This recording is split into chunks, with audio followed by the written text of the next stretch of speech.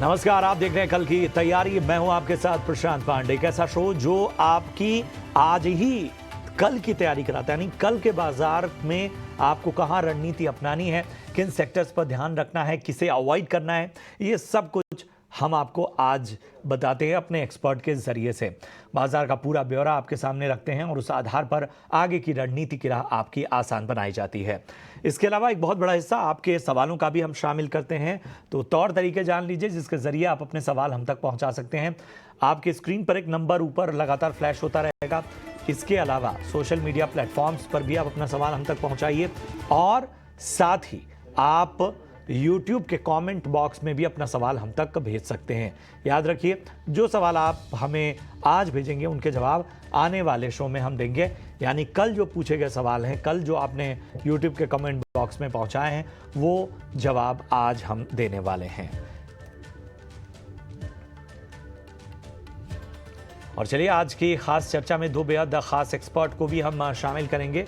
मैं परिचय करा दूं, आज हमारे साथ जुड़ रहे हैं JM फाइनेंशियल से तेजस शाह और विमेन फ्रॉम मोतीलाल ओसवाल स्नेहा पोद्दार, हमारी खास एक्सपर्ट भी हमारे साथ जुड़ रही हैं।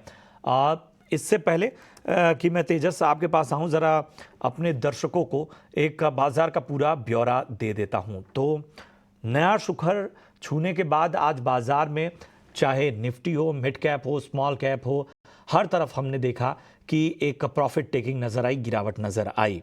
निफ्टी और सेंसेक्स में मुनाफा वसूली ज़्यादा रही। निफ्टी की अगर हम बात करें तो 25,400 के नीचे 350 के पास बंद हुआ। इसके अलावा सेंसेक्स भी ऊपरी स्तर से 350 अंकों की गिरावट हमें देखने को मिली।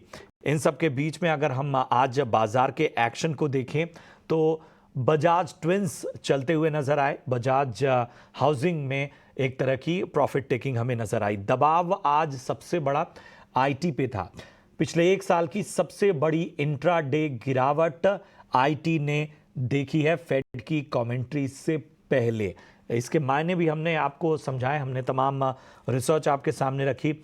आज जो ट्रेडिंग प्लेटफॉर्म्स हैं, एक्सचेंजेस प्लेटफॉर्म्स हैं, वहाँ पर एक मोमेंटम नज़र आया। वैसे मोमेंटम कल भी हमें देखने को मिला था, लेकिन आज एक अलग ही स्तर था। आप सोचिए, बीएसई ने 30% का आज रिटर्न दिया। CDSL और MCX जैसे अन्य प्लेटफॉर्म्स में भी आज हमें मजबूती देखने को मिली।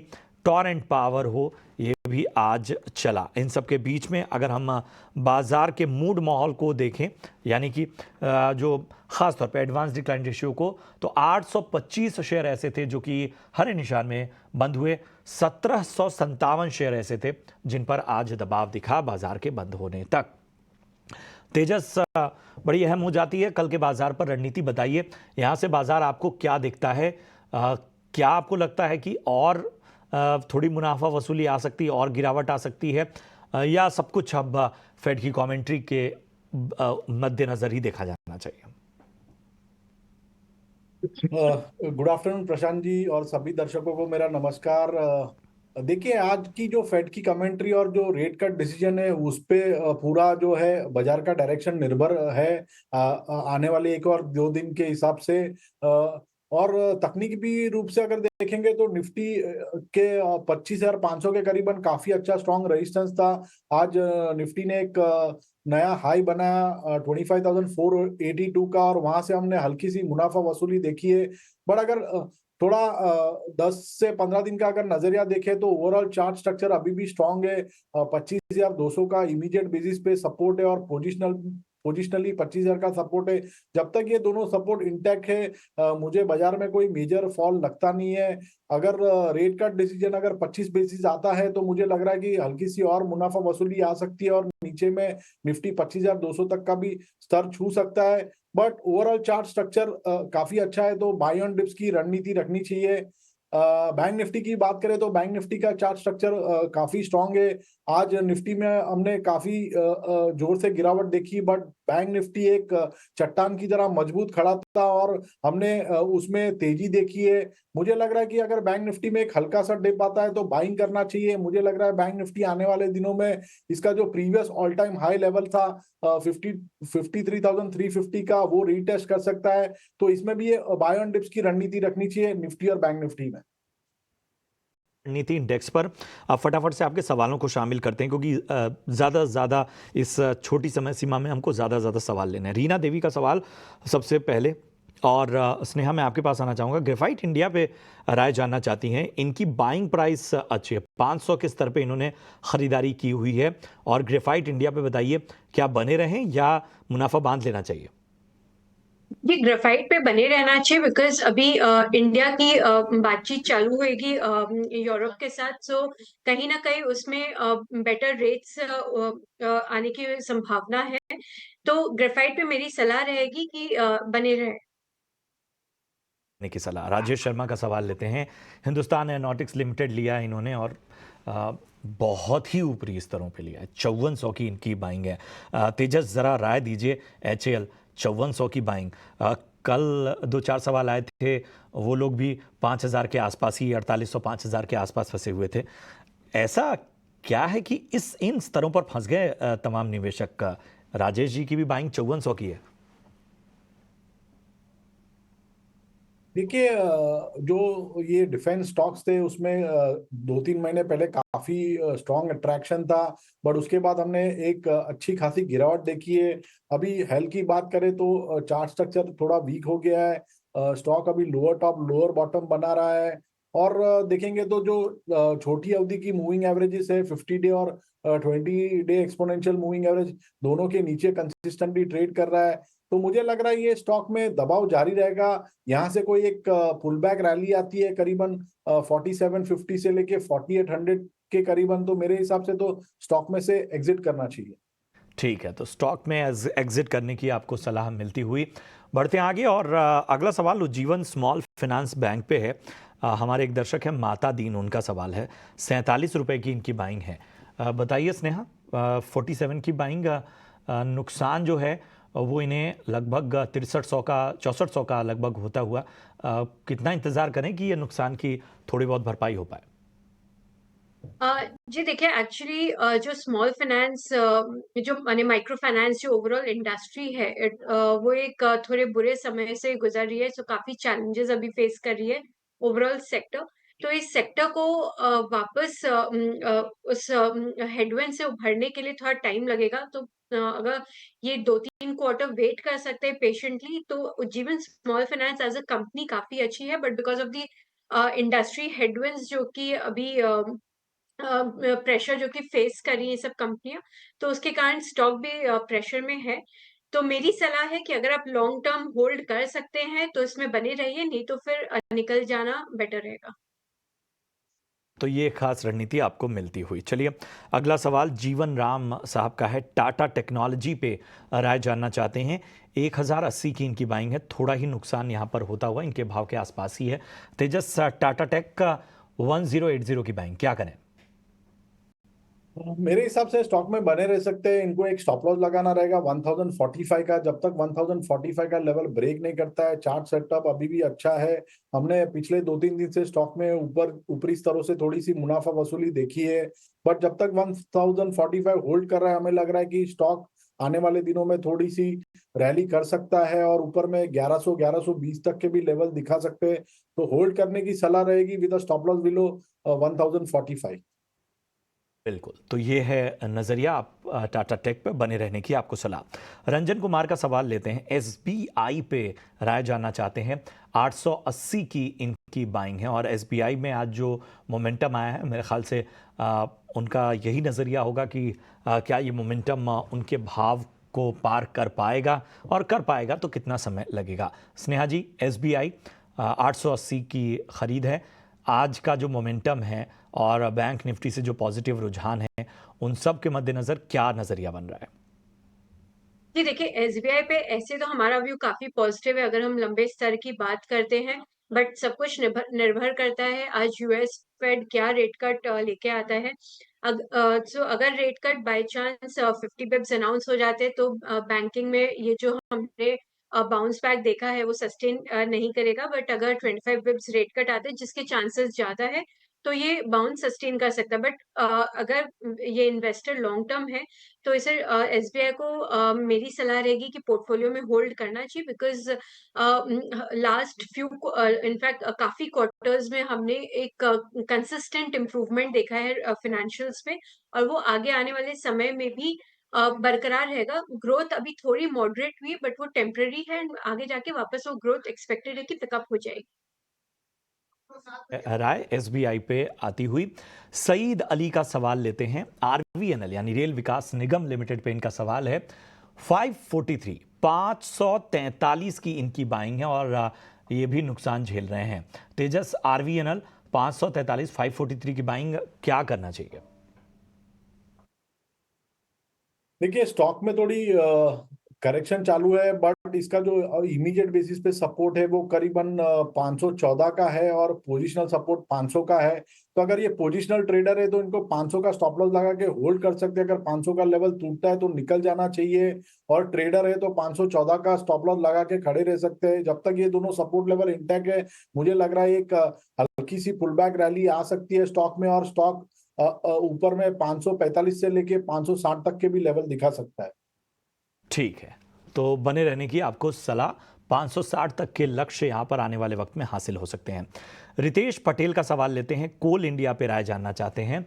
472 यानी 472 की इनकी अब बाइंग है, फिलहाल मुनाफे में है। स्नेहा, कोल इंडिया और खासतौर पे हम पीएसयू शेयरों में जो एक करेक्शन देख रहे थे उसमें पिछले दिनों थोड़ी राहत जरूर नजर आई, हालांकि इनके भाव से तो ऊपर ही है। फिर भी कोल इंडिया पर क्या नजरिया बन रहा है? जी, कोल इंडिया पे मेरा व्यू काफी पॉजिटिव है। इनकी जो वॉल्यूम ग्रोथ की अगर हम बात करें तो काफी हेल्दी वॉल्यूम ग्रोथ है। पावर डिमांड बहुत स्ट्रांग है और आगे आने वाले दिनों में भी कोल बेस्ड पावर डिमांड काफी रोबस्ट रहेगा, और ई ऑक्शन प्रीमियम्स भी अच्छे लेवल्स पे ही है। तो कोल इंडिया जैसे कि हम देख रहे हैं कि जहाँ पे गवर्नमेंट रिन्यूएबल एनर्जी को पुश कर रही है, एट द सेम टाइम जो थर्मल पावर की जो डिमांड है वो आगे आने वाले दिनों में कहीं कम नहीं होने वाली, वहां पे भी इक्वल लेवल पे इन्वेस्टमेंट जारी है। तो डिमांड डेफिनेटली काफी स्ट्रांग रहेगी कुछ सालों के लिए, तो कोल इंडिया में बने रहने की सलाह है। नहीं की आपको सलाह। फटाफट एक सवाल ले लेते हैं अमित मिश्रा का। इरकॉन पे राय जानना चाहते हैं। 261 की इनकी बाइंग है। तेजस 261 की बाइंग इरकॉन में, क्या करना चाहिए? देखिए, स्टॉक का जो चार्ट स्ट्रक्चर है काफी वीक है। स्टॉक ने कल के सत्र में और आज के सत्र में 200 दिन की मूविंग एवरेज भी तोड़ दी है। तो मुझे लग रहा है कि ये स्टॉक में वीकनेस जारी रहेगी। यहाँ से अगर कोई पुल बैक रैली आती है करीबन 248 से लेके 250 के करीबन, तो मेरे हिसाब से स्टॉक में से एग्जिट करना चाहिए। ठीक है, तो यहाँ पर आपको ऊपरी लेवल पे जो भी एक उछाल मिलता है वहाँ पर आपको एग्जिट करने की सलाह। चलिए, इतने ही सवालों को शामिल कर पाएंगे, लेकिन कल आने वाले वक्त में किन इवेंट्स पर नज़र रखनी चाहिए, बता रहे हैं वरुण दुबे। देखिए, कल हमारे मार्केट जो है सबसे ज़्यादा रिएक्ट करेंगे ग्लोबल क्यूज़ पे, और ख़ासकर फेड की इंटरेस्ट रेट डिसीजन पे, क्योंकि बुधवार को जो फेड इंटरेस्ट रेट पे डिसीजन लेगा उसका असर आपको गुरुवार को हमारे मार्केट्स पे देखने मिलेगा। तो जाहिर सी बात है ये सबसे इम्पॉर्टेंट इवेंट है जिसका असर आपको बाजार पे देखने मिलेगा।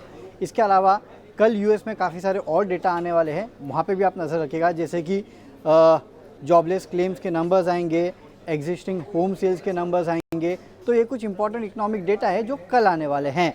इसके अलावा फेडेक्स की अर्निंग्स भी आने वाली है, तो अर्निंग्स के लिहाज से भी एक स्टॉक है यूएस में जहाँ पे आपको थोड़ी बहुत नज़र रखनी है। यूके में कल इंटरेस्ट रेट पे डिसीजन लिया जाएगा, तो यहाँ पे आप नज़र रखिएगा। इसके बाद बैंक ऑफ इंग्लैंड की ऑफिशियल मीट भी होगी, जाहिर सी बात है प्रेस कॉन्फ्रेंस भी होगी, तो यहाँ आप नज़र रखिएगा। जापान भी इंटरेस्ट रेट पे डिसीजन लेने वाला है। तो कहीं ना कहीं दुनिया भर के जो बैंकर्स है वो अब इंटरेस्ट रेट पे डिसीजन ले रहे हैं, और इसका इम्पैक्ट हमारे मार्केट्स पे देखने मिलेगा। तो सबसे बड़ा इवेंट तो यही निकल के आता है। जहाँ तक भारत की बात करें तो कुछ स्टॉक्स है जहाँ पे नज़र रखिएगा, क्योंकि ये एक्स डिविडेंड हो जाएंगे कल, जैसे कि हिंदुस्तान कॉपर, माज़गार्ड, MCX, सेल, टेक्स मैकोरेल, इनके डिविडेंड की एक्स डेट है, तो आपको एडजस्टमेंट देखने मिलेगा।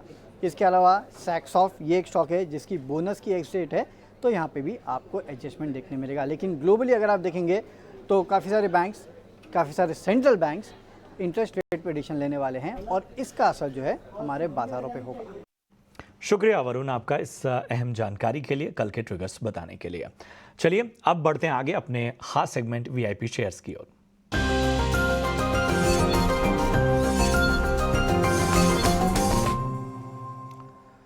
तो स्नेहा, सबसे पहले मैं आपके पास आना चाहूंगा, बताइए वीआईपी पिक के तौर पे कौन से स्टॉक्स आपके रडार पे हैं? जी सबसे पहले मेरी रिकमेंडेशन रहेगी एमसीएक्स। सो एमसीएक्स के जो वॉल्यूम ड्राइवर्स है काफी स्ट्रॉन्ग है। इन्होंने काफी अच्छी प्रोडक्ट लॉन्चेस पाइपलाइन में रख रखी है, जो कि आगे आने वाले दिनों में शार्प वॉल्यूम ग्रोथ रिजल्ट करेगा। प्लस जो अभी वॉलेटाइल कमोडिटी मार्केट है, स्पेशली गोल्ड, सिल्वर, क्रूड और नेचुरल गैस को लेके, तो वॉलेटिलिटी से काफी कुछ हाई वॉल्यूम्स जनरेट हो रहे हैं एंड ओवरऑल रिटेल पार्टिसिपेशन बहुत इंप्रूव हुआ है कमोडिटी मार्केट में। सो ये सब ड्राइवर्स पॉसिबल है कि ओवरऑल स्टॉक में एक री रेटिंग लेके आए, और इसके लिए हमारा काफी पॉजिटिव व्यू बनता है, और लक्ष्य है 6500 का। मेरी दूसरी पिक रहेगी जोमेटो। सो स्विगी का आईपीओ आने की काफी संभावना है आने वाले दिनों में। सो ऑब्वियसली उनके एक वैल्यूएशन से जोमेटो की वैल्यूएशन की री रेटिंग पॉसिबिलिटी है। Plus at the same time Zomato एक काफी एस्टैब्लिश्ड प्लेटफॉर्म बन गया है, जहाँ पे उसकी फूड डिलीवरी बिजनेस तो काफी स्टेबल हो ही चुकी। ब्लिंकिट भी अब एबिटा ब्रेक इवन होने वाला है, और वहां से बहुत शार्प ग्रोथ एक्सपेक्टेड है। And at the same time जो अभी रिसेंट उसने पेटीएम से जो टिकटिंग बिजनेस एक्वायर किया है, सो एक उसके ऊपर प्लेटफॉर्म को कंप्लीट करता है, जो कि कस्टमर को एज अ डाइन आउट जो आप एक्सपीरियंस दे रहे हैं। So all in all Zomato पे हमारा व्यू पॉजिटिव है, और इसमें लक्ष्य हमारा 300 का बनता है। समय कम है, फटाफट से तेजस अपने स्टॉक्स बता दें। तो आज का जो मेरा पहला पिक है वो बैंकिंग क्षेत्र से है। IndusInd bank limited banking as a sector हमें काफी अच्छा लग रहा है और रिसेंटली ब्रेकआउट भी आया है। तो इंडसइंड बैंक में एक inverted head and shoulder pattern form हुआ है और उसका ब्रेकआउट ऑलरेडी आ चुका है, और हमें लग रहा है ये स्टॉक है जो करीबन यहाँ से भी 5 से 7% की रैली दिखा सकता है। तो ये स्टॉक हम करंट भाव पे या डिप पे खरीदारी करने की राय दे रहे हैं। इसमें आपको स्टॉप लॉस लगाना है 1435 के नीचे, और पहला लक्ष्य रहेगा 1525 का और दूसरा लक्ष्य रहेगा 1575 का। इसके अलावा जो मुझे अच्छा लग रहा है दूसरा स्टॉक वो है यूपीएल लिमिटेड। यूपीएल लिमिटेड ने एक रिसेंटली अभी एक स्विंग हाई बना था 625 के करीबन। उसके बाद ये स्टॉक अभी एक साइडवेज कंसोलिडेशन कर रहा है, और ये साइडवेज कंसोलिडेशन काफी हेल्दी है। और आज के सत्र में हमने 20 दिन की मूविंग एवरेज से स्टॉक में एक बाउंस बैक देखा है। तो ये स्टॉक भी मुझे लग रहा है आने वाले दिनों में आउट परफॉर्मेंस दिखा सकता है। तो ये स्टॉक आप करंट भाव पे या डिप में खरीदारी कर सकते हैं। इसमें आपको स्टॉप लॉस लगाना है 579 का। इसमें पहला लक्ष्य रहेगा 635 का और दूसरा लक्ष्य रहेगा 660 का, और इसमें टाइम होराइजन रहेगा 8 to 10 वर्किंग डेज। लें, ये जो लक्ष्य आप देख रहे हैं ये गलत हैं। 635 के लक्ष्य जो हैं यूपीएल में आपको देखेंगे होंगे, ये प्लेट एक बार हटाइए, ये गलत लक्ष्य हैं। 635, जी हाँ, एक बार फिर सुन लीजिए, 635, जी हाँ, ये जानकारी दुरुस्त है। यूपीएल में 635 के लक्ष्य के लिए आपको खरीदारी करने की सलाह मिलती हुई। चलिए, बहुत बहुत शुक्रिया करेंगे तेजस और इसके साथ ही स्नेहा, आप दोनों का हमारे साथ जुड़ने के लिए, रणनीति बताने के लिए और निवेशकों का मार्गदर्शन करने के लिए। फिलहाल कल की तैयारी में इतना ही, दीजिए इजाजत। आप देखते रहिए ईटी नाउ स्वदेश। नमस्कार।